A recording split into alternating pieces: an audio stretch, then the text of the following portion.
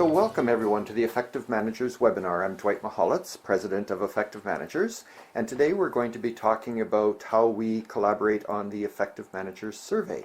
So I'm very excited looking forward to sharing this information with you. As those of you who have attended previous webinars know, I do like to ask for a question because it really helps focus me in terms of setting up the webinar, but I think it helps focus us for the next 30 minutes that we're going to be together as well. And the question I think for this one is around workplace surveys. And the fundamental question is what should you measure? And you'll see what I mean by that as we're going through this, because there's just so much that you can look at in organizations. How do you focus in on those things that are important for you to be able to make a difference in your organizations? So in today's session, I'd like to cover off four things. The first is to talk a bit about the situation of managers in today's workplace. I think this is a really important starting point because it is all about managers and how work is done and how managers ensure that work is done in the right way. I'll then move on to talk a little bit about what the research tells us. I'll then get to the heart of the matter, which is the Effective Managers survey approach, and then finally close with some discussion about survey partners. So in terms of the situation of managers today, it's always amazed me how difficult it is for managers to be able to get through their day. They're just, especially in today's environment, they're asked to produce more. They're often asked to do more with less. They're pulled in so many different directions. In my job as a manager and an executive before I became a management consultant, I often was amazed by how difficult it was to get through the to-do list every day, because at the beginning of the day you just have such great expectations for what you're going to get done that day, and by the end of the day your to-do list is a didn't get done list, and you kind of go home feeling badly about what you didn't get done instead of going home feeling good about what you did get done. And this really matters, because research shows that this one from Lee Bronham, the 7 hidden reasons of that employees leave, is that managers control 70%. In 70% of the situations, managers control the reasons that are related to employees leaving their position. And the next one from the Gallup organization, work groups that are ineffectively managed are 50% less productive and 44% less profitable. I'd like to come back, and this is the last thing I'll do in terms of the setting it up in terms of research, but this was a really important study. It was groundbreaking at its time, published by Heskett in Harvard Business Review in would be 1994, so 20 years ago now. And he put forward this proposal of the service profit chain, that employee satisfaction drives customer satisfaction, drives revenue and profit, and it drives revenue and profit by increasing the lifetime value of a customer. So that's 20 years old, and people would often say, well, research that's more than 20 years old isn't worth much anymore, but it's been reinforced in many ways, in many different studies over those 20 years, so that it's absolutely valid. The reason that I want to point this out is that Heskett's original study also made very clear that this employee satisfaction, which is often the starting point that most of us think about when we think about the service profit chain, is driven by leadership practices in the organization. So the entire service profit chain depends on employee satisfaction, which depends on managers doing their job well so that employees can feel satisfied and can feel engaged. And it saddens me that so often we forget about this important link, so we're continually trying to improve employee engagement or improve employee satisfaction by somehow intervening directly with employees, when in fact we have to focus in on the managers. I said I guess I lied. I said that was the last slide I wanted to show you. I want to show you this one from Gallup as well. And this is not so much about the research, because I think all of you will have read at one point or another this research, which shows that this is U.S. data. If you look at 2012, the last year for which this data was available, 30% of employees are engaged. 52% of employees are not engaged. In other words, they're kind of going through the motions. And 18% of employees are actively disengaged. So in other words, could be sabotaging the organization and actually doing things that could be harmful to customer relations and to the organization overall. So to me, that's intriguing. But what's even more intriguing is look at that trend line. Starting from the year 2000, we had 26% of employees that were measured as engaged. 2001, 30%, and then the numbers are kind of, I think, if I don't have access to the data, but I think if we're able to look at the original data, this is probably within a variance of the measures. So the numbers are not that different: 26, 30, 30, 28, 29, 26, and so on. So the question that this poses, if for over a decade we've identified something that's important in organizations, employee engagement, and over a decade we've probably, I would assume that organizations that have gathered this data are creating programs to change, to improve that situation, because it makes sense that they would want to do it. Why is it that over more than a decade those numbers are not changing? So that begs the question whether we're in fact measuring the right things. So to give you an illustration of my point, I would like to give you two examples. So the first example is around communication. Now, any employee engagement survey that I've ever seen that has been conducted in an organization and comes back, communication comes back as an issue. So the response of the organization will tend to be, well, we need more newsletters, the CEO needs to have a town hall, we need to get bulletin boards going around the organization, we need to have more general meetings. So things might come up a little bit for a while in terms of measured communication, because employees will see and managers will see that things are changing. But at the end of the day, are you really getting to the root cause of why employees are saying that communication is an issue?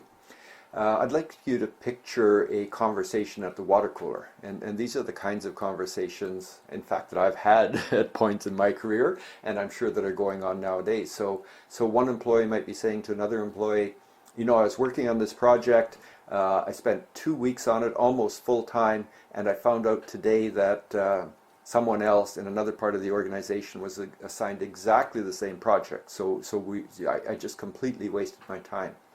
Or another employee might be saying, I've been working on this project for my boss, and I promised to have it out, and I just found out today that senior management team made a decision 2 weeks ago that I really needed to know then, because it's going to change the entire orientation of this project that I'm working on, and I only found out about it today.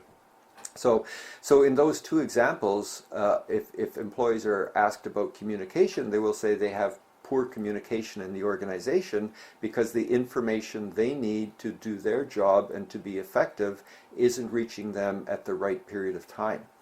But the problem is that communication isn't the root cause of the problem. It's the symptom. So when you try to fix communication, in this case in the organization, what you're really doing is similar to giving an aspirin to somebody with a fever. You can make the fever better for a while, but you're not attacking the disease that's causing the fever. In the same situation here, if we try to improve communication without understanding the root cause, we might get a little bit better, but we're not going to resolve the problem, which is the underlying issue. Sorry, I don't know why this skipped forward there. So in any event, then in terms of communication, the missing piece is the accountability and authority framework in the organization, where managers are completely clear about what it is that they are accountable for. They're clear about their roles as managers in terms of how and when they delegate work down the organization, and they understand that they, as the manager of their subordinates, have the accountability for giving right-sized information to employees at the right time. So it's this clarity of accountability of how do I give information that is meaningful and timely to my subordinates so that they can get on with their work. So in the two examples that I gave, what's happened is that there's been a mix-up in terms of the accountability framework, in terms of giving the right information to the right individual at the right time, in the right phraseology and the right size so that they can work with it. The second example, and I won't spend as long on this one, but the second example is around collaboration. So in terms of collaboration, that one usually, not always like communication, but almost always comes up as an issue, that there's a lack of collaboration or a lack of cooperation in the organization. So it's perceived to be that work doesn't flow smoothly across the organization. So the issue here, in the same way, is that organizations will try to create events where they can bring people together, and in team building events build this understanding and knowledge of each other and how we work together, so people get to know each other and therefore will appreciate and respect each other more, and therefore will work more collaboratively. But it's exactly the same issue as before. Collaboration depends on, if I'm in one part of the organization, I need to know how my work relates to individuals who are doing work in other parts of the organization. And if I'm depending on them for output for success in my job, I need to know what that relationship is in terms of accountability and authority that they have and that I have for us to do our respective jobs so that we can both be successful. So again, it comes down to the accountability and authority framework in terms of delegating work consistently down the organization so that individuals are receiving right-sized information and are clear about the accountability and authority that they have. So this is the summary slide for those two examples. It's that the two examples I gave aren't problems, they're the symptoms.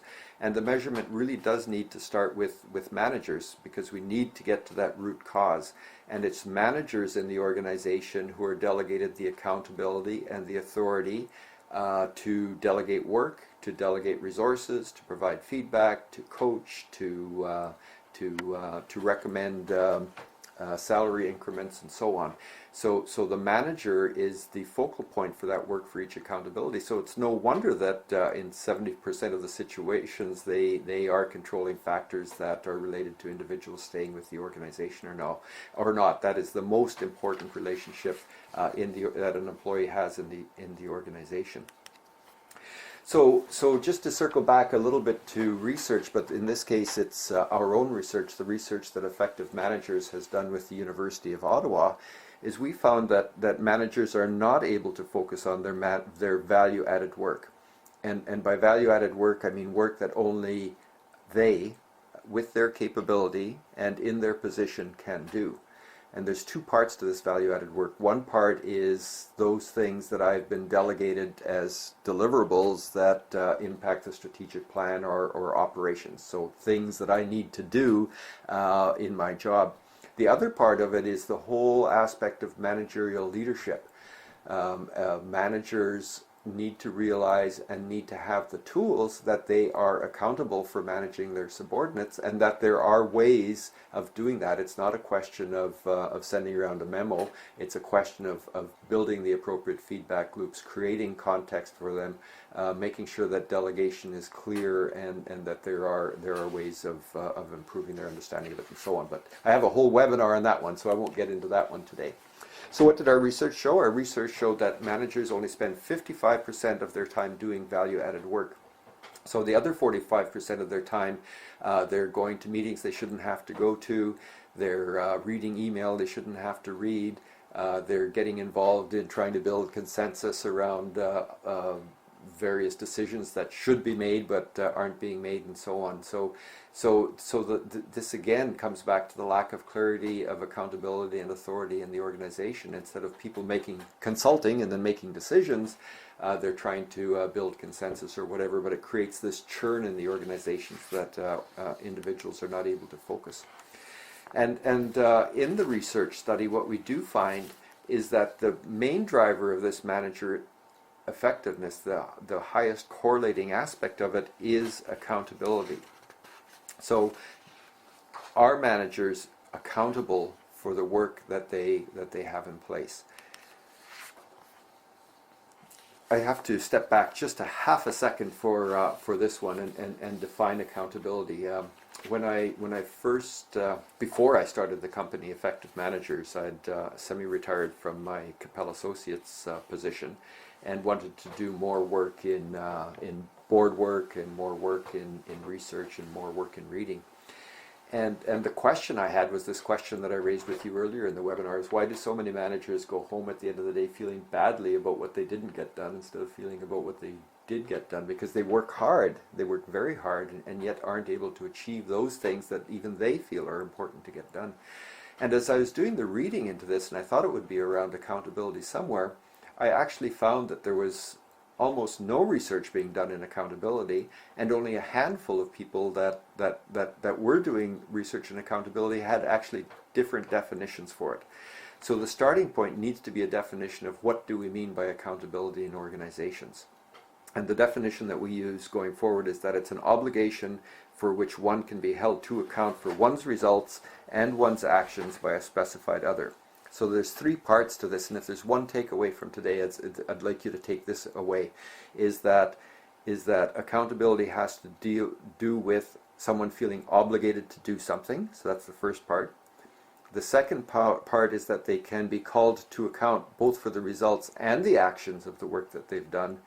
And then the third part is this whole idea of a specified other. So it's someone else that holds me accountable for doing things.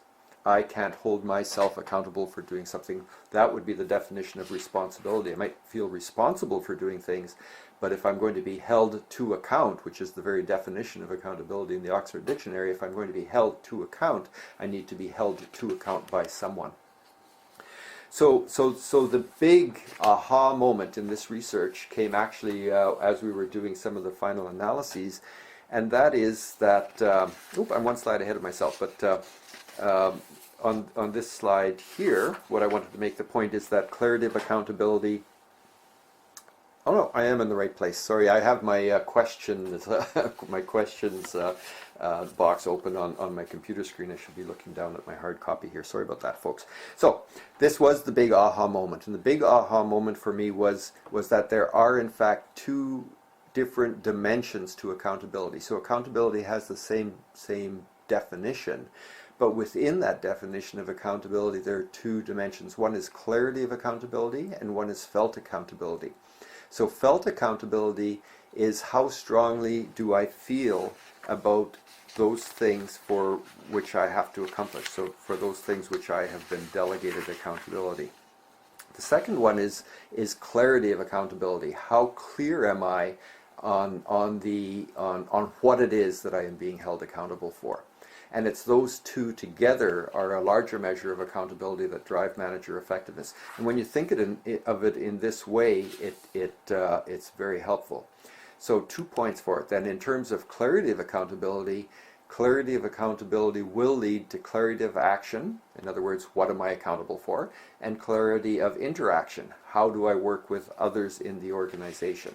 So the clarity of accountability is important in that respect. The felt accountability is more about how strongly do I feel that I am accountable for doing work within the organization. And the felt accountability scored very high. I have a slide coming up in a while where we'll talk about that, but it scored in a mean of 8.7 out of 10. So if it was a term paper, it would be an A. So people do feel accountable for work, and that fits with my impression of individuals and organizations. If they're hired into a job by people's natures, they want to do well. But the clarity of accountability scores much lower. It scores almost at 7, so 7.1 out of 10. So if it was a term paper, it would be a B minus. So in other words, in almost 30% of situations, managers really aren't clear about their accountability, and they're disagreeing with statements about whether they're clear about accountability or not. So that's just not good enough in today's workplaces. And what that means is summarized on this slide. Because we have such a strong correlation between these two areas, that the question then isn't whether or not people will feel accountable for stuff. We know people in organizations are going to feel accountable from the research. What's not clear is whether they will feel accountable for the right things. Because if we as managers are not clear about what individuals are accountable for, because people want to do good things, they are going to make decisions and they are going to take initiatives and they are going to do work, but it might not be aligned properly in terms of the strategy of the organization, and this is what can lead to some of the churn that we see in organizations across the board. So this brings us then to the Effective Managers Survey, where we really worked hard to develop a survey that gets to root cause, so that a CEO and the head of HR can understand how to have the most significant impact on manager effectiveness. Because by focusing in on improving the effectiveness of managers, this is the opportunity to in fact improve the effectiveness of employees overall. The survey is now available to any organization.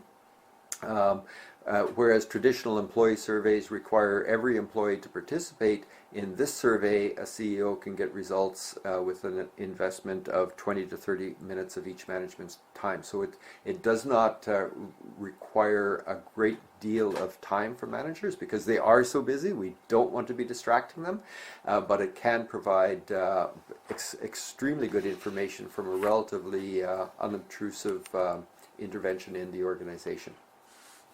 So in terms of the research results, I just wanted to show you a couple of slides to give you a bit of a feel for what comes out of it. The first one is the point that I made earlier in terms of felt accountability with this mean of 8.7 and declarative accountability with 7.1. So these are the benchmark scores.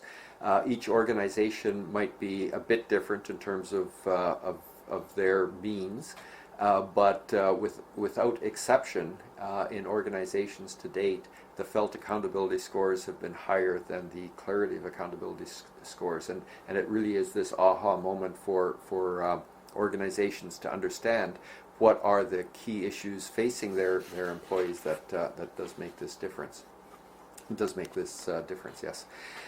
In terms of the other measures, because accountability drives manager effectiveness, I think I've made that point to you already, we still need to continue to get beneath the surface of that, because improving the clarity of accountability is one thing, but how does one best go about doing that?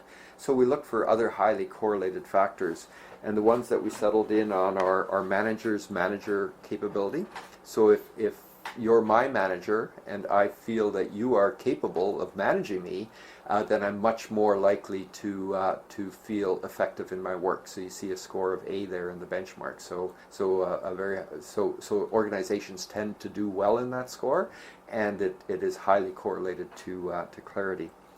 Organizational learning is also a very important one, and one that I must say that I wasn't as aware of going into this research, but my professor partner Sui Go at the University of Ottawa specializes in this area, and I was very impressed to see how highly correlated organizational learning, which is learning from mistakes, willing to challenge up, bringing people on board, understanding best practices, those kinds of things, are very highly correlated to accountability and effectiveness, and organizations on the whole don't do very well at that. Workflow, how well does workflow across the organization? Very highly correlated to effectiveness and accountability, and as you see here, organizations on the whole do not do well with a score of D. Corporate systems, a C minus, and corporate systems are those things that are put in place in the organization typically to help managers do their work better, but in fact our research finds that most systems are seen as more of a detriment to work than a help to work. So managers see that they have to spend more time either providing input to or responding to queries to or whatever, the finance and the HR and the so on, than it is supporting them. So there's huge work in organizations to rebalance, I would say, the corporate systems. And then role conflict. One would expect that if clarity of accountability is not there, then effectiveness will be less, and this will lead to conflict in the workplace. And by conflict, I'm not talking about fisticuffs. I'm talking about disagreements in terms of how best to do things and what the working relationship should be between one organization and the other. So this information is brought together in the Effective Managers Survey. We tend to take a bit of a different approach with this than a lot of employee engagement survey companies would. Number one, my driving force for this is to find opportunities for organizations to become more effective, and in doing so to improve the life of managers, and at the same time to build the benchmark so that we have increasingly clear understandings of what these relationships are and how they change in the organizations. The second is to really give value-added output to the organization. So part of it is a report. You should get a report in any survey work that you do. But we also build into the standard basic fee an up to 3-hour meeting, web-based, because it costs more to have a consultant travel to your head office. But a web-based meeting where we can actually attend virtually the senior management team meeting when this is discussed, make sure that it is well understood, and help facilitate a discussion around what are those 1 or 2 things that we can really focus in on, do well at, and have a major impact on our managers and their ability to do good work in this organization. So we do see this survey as something that really focuses in on targeting this manager effectiveness improvement. It gauges the current state of your manager effectiveness. So if you are about to launch a major change program, if you see leadership as an issue, if you have a sense that there's just a lot of churn in your organization, too many meetings, too many disagreements, too many project deadlines missed, then this can really help you get some insight into why that's happening. And it can provide this basis then for major change initiatives, because if you understand where your managers are and where they're coming from, you can really develop the change program and customize it to your situation and the situation of your managers. So this really does support then, at the end of the day, strategy execution. And the point I always make to organizations is almost every organization is good at creating strategy. It's not often I go into an organization and they don't have a strategic plan.